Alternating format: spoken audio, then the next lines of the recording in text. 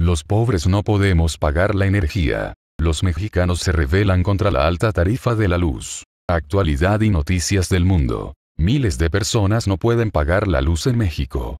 Por el delito de ser pobres, usuarios en todo el país afrontan el corte de la energía eléctrica, embargos, y hasta el hostigamiento y la cárcel si se organizan contra el alza de las tarifas. Desde que en 2013 fue proclamada la reforma energética, una serie de cambios constitucionales en materia de petróleo, minería, tierras y energía fueron promovidos por el presidente Enrique Peña Nieto. Actualmente, los precios de la gasolina y de la luz eléctrica no hacen más que subir, pese a que el propio Peña negó esta posibilidad en anuncios al comienzo de su campaña. Antes, para pagar la luz en México, antiguos trabajadores de las empresas paraestatales Luz y Fuerza del Centro, y Comisión Federal de Electricidad CFE, leían las cifras del consumo de cada hogar.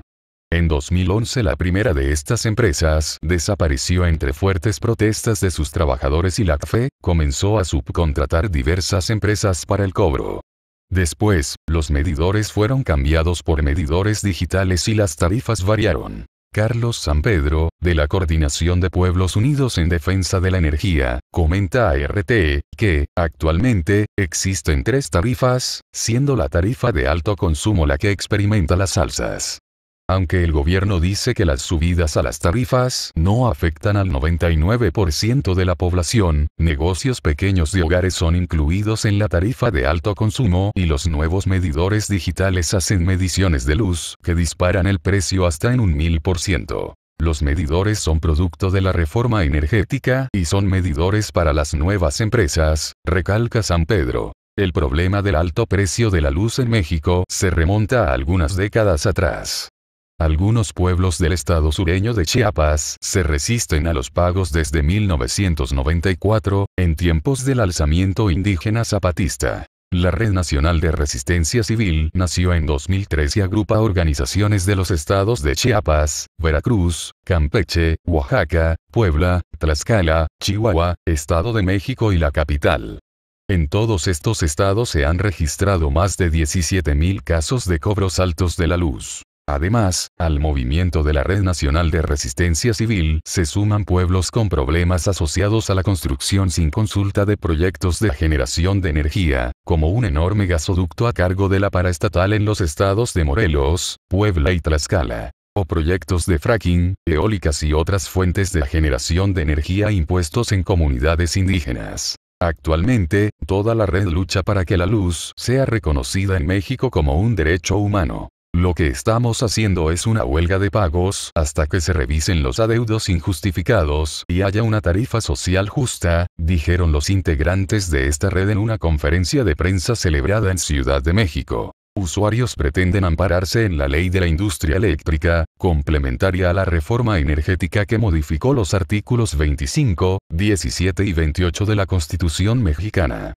Sampedro comenta que en México, supuestamente, existe el derecho a la vivienda digna, pero que otros derechos complementarios como la luz, la salud y la educación no están garantizados. Está en contradicción porque la energía eléctrica es un negocio y no un derecho, agrega Sampedro. Es contra la reforma energética. Las alzas a las tarifas las están justificando con el alza a los combustibles, que necesitan para generar la energía eléctrica, explica. La CFE tiene 36 tarifas en todo el país para un solo producto, la energía eléctrica. La actual exigencia de la red es que se haga solo una. Ya en 2009 el diario La Jornada publicó una noticia titulada "Miles de usuarios dejan de pagar el consumo de electricidad por altas tarifas", en el que reportaba un incremento del 54% en las utilidades de la paraestatal durante los gobiernos del Partido Acción Nacional.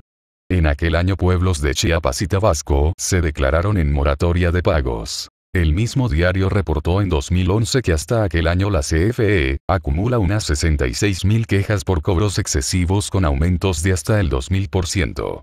La Procuraduría Federal del Consumidor, Profeco, no dispone de cifras más recientes. La Red de Resistencia Civil mantiene mesas de diálogo con la CFE, y con un sector del Ministerio de Interior mexicano después de que realizara una campaña de actos de protesta en diversos estados llamados la Rebelión de los Colgados, en el curso de la cual colgaban muñecos de diversos puentes del país, circulando testimonios en las redes sociales. Represión. Integrantes de la red denuncian que quienes luchan contra estos altos cobros y los proyectos de la CFE no solo sufren cortes de luz. Normalmente, se les acusa del delito de robo de energía y privación ilegal de la libertad cuando retienen a funcionarios de la CFE para exigirles que reconecten la luz o cuando cierran sus oficinas. Un ejemplo representativo fue la detención de la luchadora social Sara López, del estado de Campeche, que pasó un año en prisión en 2010. Habitantes del municipio costero de Tonalá, Chiapas, acusaron a la CFE de amenazarlos con quitarles sus viviendas. Algunos tonaltecos afrontan multas de hasta de 100,000 pesos, pero la mayoría son pescadores, albañiles y madres solteras. Nos mantenemos en resistencia civil. Los pobres no podemos pagar la energía, dijo un integrante de la región del Tatahuicapan del Sur, del estado de Veracruz en una conferencia de prensa en Ciudad de México. Y agregó, no abusen, es una zona de humildes indígenas. Actualidad y noticias del mundo.